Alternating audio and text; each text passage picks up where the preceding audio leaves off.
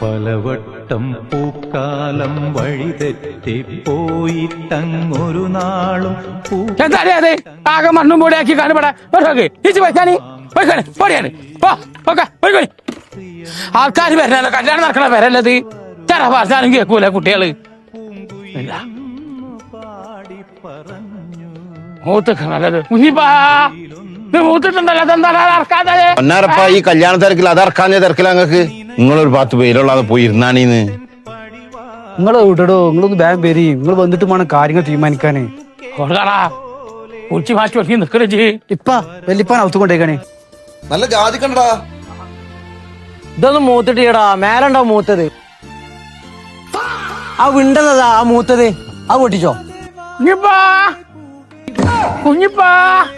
ആരാണ് ജാതിക മാഷമേ നിങ്ങളത് മുണ്ടാക്കിപ്പോ അത് കുഞ്ഞോന്റെ ഫ്രണ്ട്സ് കല്യാണം കൂടാൻ വന്നതല്ലേ സീനല്ല കുഞ്ഞിപ്പാ